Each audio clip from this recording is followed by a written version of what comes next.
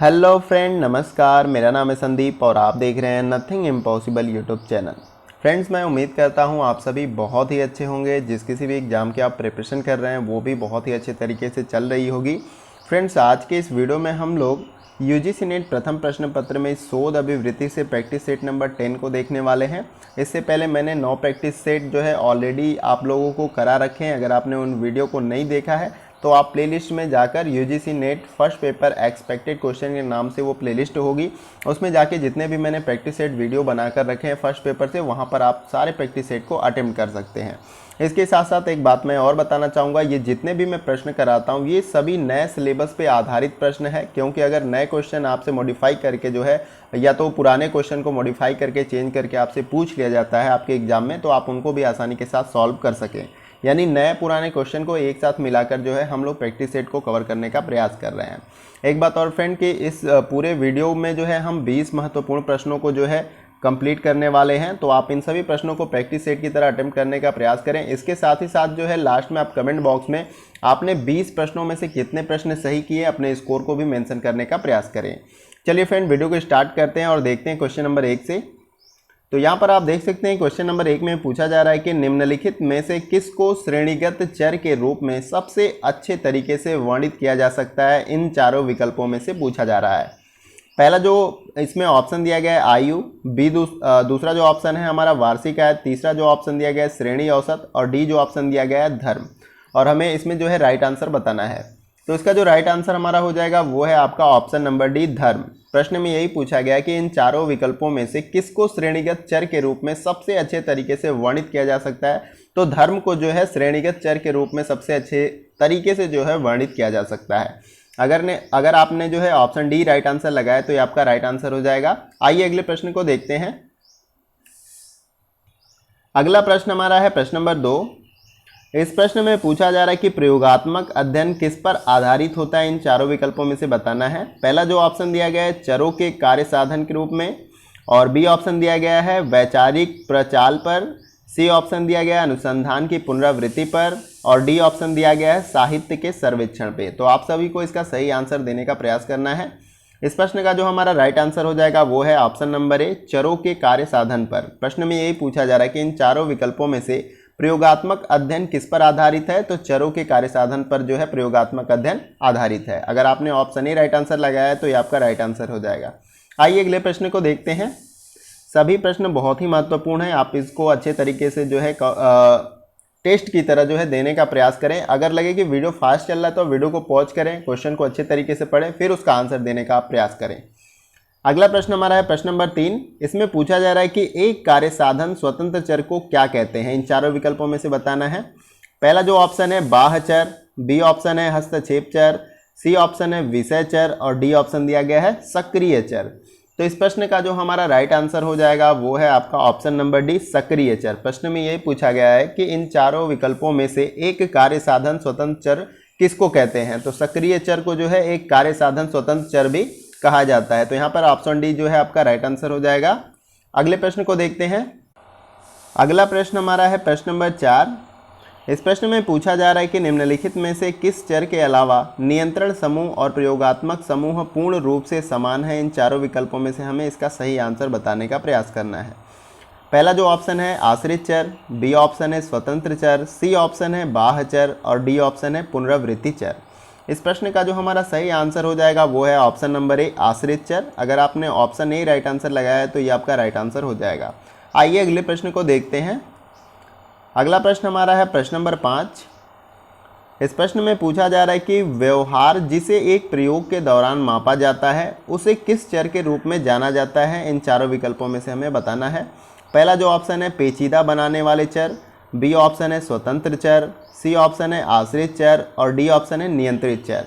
इस प्रश्न का जो हमारा सही आंसर हो जाएगा वो है आपका ऑप्शन नंबर सी आश्रित चर। प्रश्न में यही पूछा जा रहा है कि व्यवहार जिसे एक प्रयोग के दौरान मापा जाता है उसे किस चर के रूप में जाना जाता है। तो उसे आश्रित चर के रूप में जाना जाता है। अगर आपने ऑप्शन सी राइट आंसर लगाया तो ये आपका राइट आंसर हो जाएगा। आइए अगले प्रश्न को देखते हैं। अगला प्रश्न हमारा है प्रश्न नंबर 6।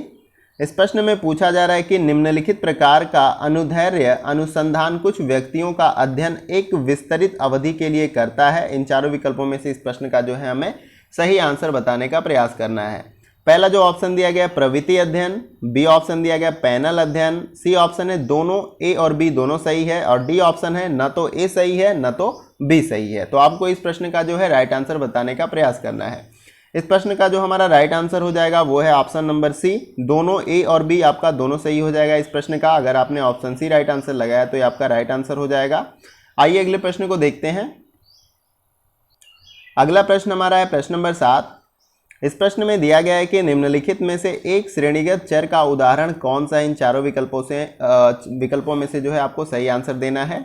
पहला जो ऑप्शन दिया गया है शिक्षक के बालों का रंग, बी ऑप्शन दिया गया है शिक्षक द्वारा एक निबंध के लिए लिया गया औसत समय, सी ऑप्शन दिया गया है एक शिक्षक की उसकी कक्षा से कार्यालय की दूरी, और डी ऑप्शन है उपरोक्त में से कोई सही नहीं है। इस प्रश्न का जो हमारा सही आंसर हो जाएगा वो है आपका ऑप्शन नंबर ए, शिक्षक के बालों का रंग। प्रश्न में यही पूछा गया कि इन चारों विकल्पों में से एक श्रेणीगत चर का उदाहरण कौन सा है। तो शिक्षक के बालों का रंग जो है एक श्रेणीगत चर का जो है बेहतर एग्जाम्पल है। ऑप्शन ए अगर आपने राइट आंसर लगाया तो ये आपका राइट आंसर हो जाएगा। आइए अगले प्रश्न को देखते हैं। अगला प्रश्न हमारा है प्रश्न नंबर 8।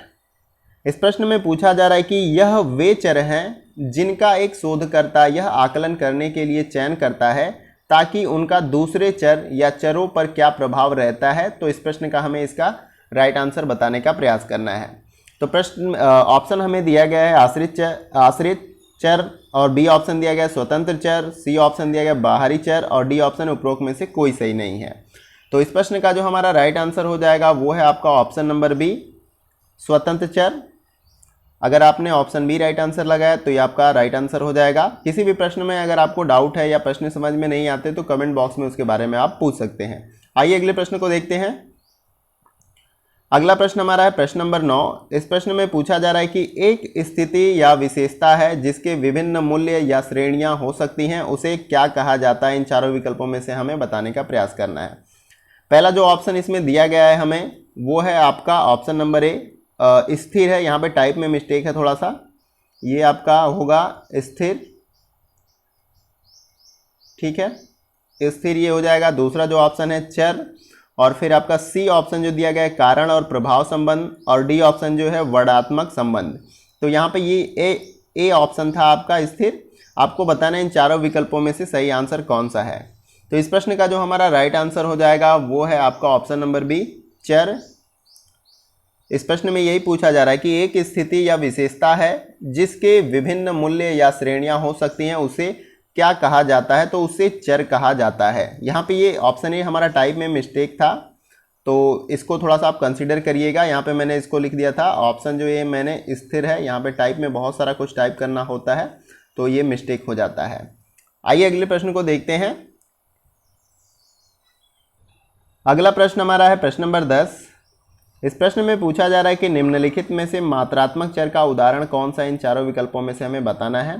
पहला जो ऑप्शन है आयु, तापमान, आय और ऊंचाई, बी ऑप्शन है श्रेणी बिंदु, औसत और व्यग्रता का स्तर और पठन प्रदर्शन।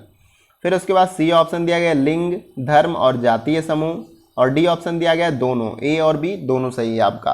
प्रश्न में यही पूछा जा रहा है कि इन चारों विकल्पों में से मात्रात्मक चर का बेहतरीन एग्जाम्पल कौन सा है।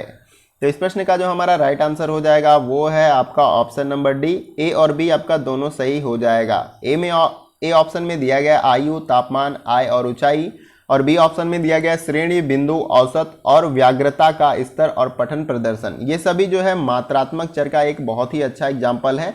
तो यहाँ पर ए और बी आपका राइट आंसर हो जाएगा। इस प्रकार से ऑप्शन डी आपका राइट आंसर हो जाएगा। आइए अगले प्रश्न को देखते हैं। अगला प्रश्न हमारा है प्रश्न नंबर 11। इस प्रश्न में पूछा जा रहा है कि अनुसंधान में जिसका मूल्य परिवर्तित नहीं होता है उसे क्या कहा जाता है। इसका जो है हमें सही आंसर देना है।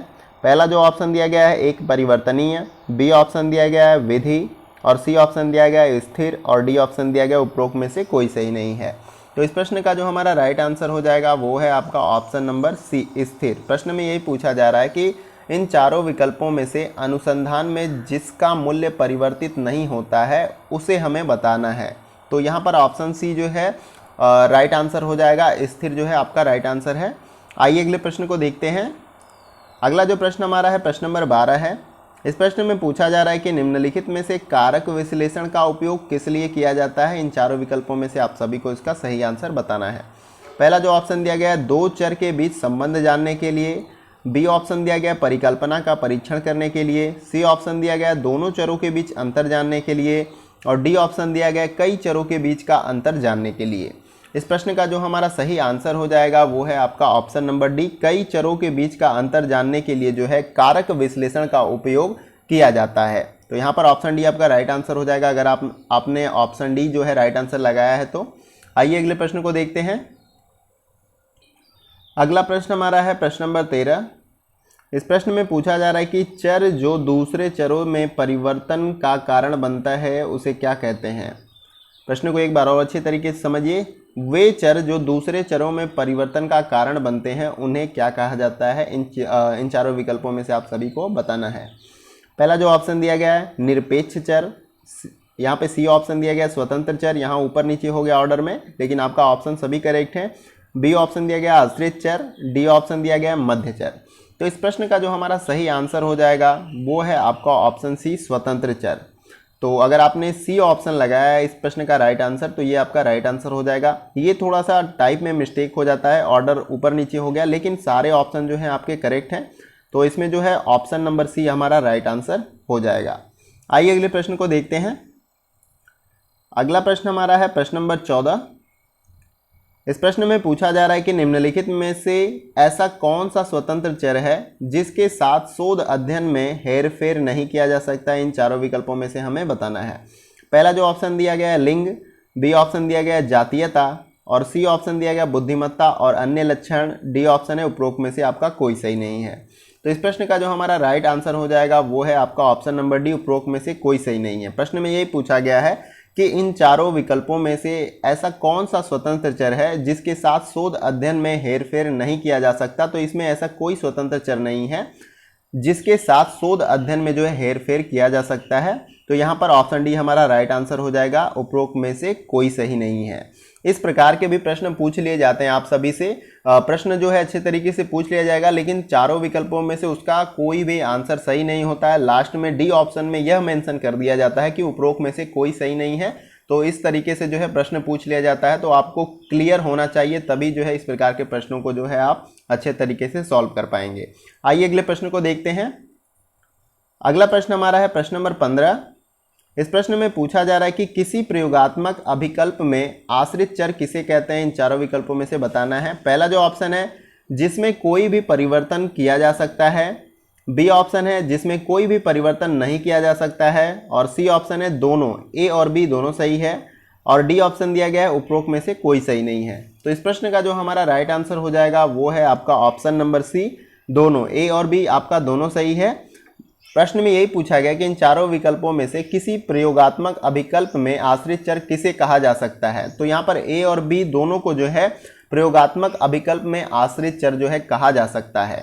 तो यहाँ पर ऑप्शन आपका सी राइट आंसर हो जाएगा, ए और बी आपका दोनों सही है। आइए अगले प्रश्न को देखते हैं। अगला प्रश्न हमारा है प्रश्न नंबर 16। इस प्रश्न में पूछा जा रहा है कि यह वह चर है जिसका मूल्य दूसरे चर से प्रभावित होता है। तो हमें यह बताने का प्रयास करना है कि इसमें से ऐसा कौन सा चर है जिसका मूल्य दूसरे चर से प्रभावित होता है। पहला जो ऑप्शन दिया गया है स्वतंत्र चर, बी ऑप्शन दिया गया आश्रित चर, सी ऑप्शन दिया गया स्वतंत्र या निर्भर चर और डी ऑप्शन है न तो स्वतंत्र चर और न ही आपका निर्भर चर जो है राइट है। तो इस प्रश्न का जो सही आंसर हमारा हो जाएगा वो है आपका ऑप्शन नंबर बी, आश्रित चर। आश्रित चर जिसका मूल्य दूसरे चर से हमेशा प्रभावित होता है। अगर आपने ऑप्शन बी राइट आंसर लगाया है तो ये आपका राइट आंसर हो जाएगा। आइए अगले प्रश्न को देखते हैं। अगला प्रश्न हमारा है प्रश्न नंबर 17। इस प्रश्न में पूछा जा रहा है कि समूह केंद्रित, गहन साक्षात्कार, घटनाजन्य, कथात्मक अनुसंधान आदि अनुसंधान के वर्गीकरण किस आधार के अंतर्गत आते हैं। इन चारों विकल्पों में से हमें बताना है। पहला जो ऑप्शन है तर्क के आधार पे, बी ऑप्शन है परिणाम के आधार पे, सी ऑप्शन है उद्देश्य के आधार पर और डी ऑप्शन है गुणात्मक के आधार पर। इस प्रश्न का जो हमारा राइट आंसर हो जाएगा वो है आपका ऑप्शन नंबर डी, गुणात्मक के आधार पर। अगर आपने डी ऑप्शन राइट लगाया है तो ये आपका सही आंसर हो जाएगा। आइए अगले प्रश्न को देखते हैं। अगला प्रश्न हमारा है प्रश्न नंबर 18। इस प्रश्न में पूछा जा रहा है कि निम्नलिखित में से या इन चारों विकल्पों में से ऐसा कौन सा चर है जो शोधकर्ता के द्वारा सृजित किए जाते हैं और आमतौर पर प्रयोगात्मक अध्ययन में जो है इसका प्रयोग होता है। पहला जो ऑप्शन दिया गया बाह्य चर, बी ऑप्शन दिया गया कार्य साधन चर और सी ऑप्शन है आश्रित चर और डी ऑप्शन है उपरोक्त में से कोई सही नहीं है।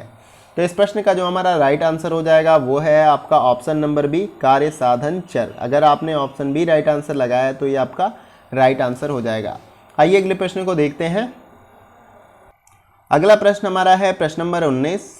इस प्रश्न में पूछा जा रहा है कि एक परीक्षण यह जानने के लिए किया जाता है कि सोने के अभाव का स्मृति पर क्या प्रभाव पड़ता है। इस प्रयोग में आश्रित चर है। इन चारों विकल्पों में से हमें बताना है कौन आश्रित चर है। पहला जो ऑप्शन दिया गया है जितने घंटे शिक्षार्थी नींद के बिना रहता है, बी ऑप्शन दिया गया स्मृति स्कोर, सी ऑप्शन दिया गया प्रयोगात्मक समूह में जितने शिक्षार्थी बिना नींद के रहें और डी ऑप्शन दिया गया नींद के घंटों और थकान के बीच सहसंबंध। हमें यह बताना है कि इसमें से आश्रित चर जो है कौन सा है चारों विकल्पों में से। तो इस प्रश्न का जो हमारा राइट आंसर हो जाएगा वह है आपका ऑप्शन नंबर बी स्मृति स्कोर। तो अगर आपने ऑप्शन बी राइट आंसर लगाया तो ये आपका राइट आंसर हो जाएगा प्रश्न नंबर 19 का। आइए अगले प्रश्न को देखते हैं।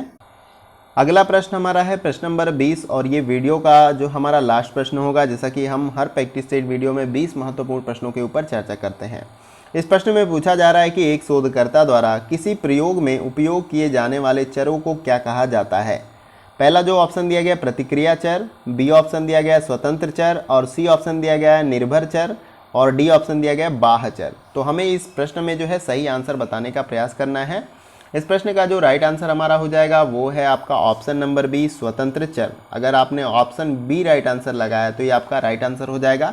प्रश्न में यही पूछा जा रहा है कि एक शोधकर्ता द्वारा किसी प्रयोग में उपयोग किए जाने वाले चरों को क्या कहा जाता है, तो स्वतंत्र चर जो है उसको कहा जाता है।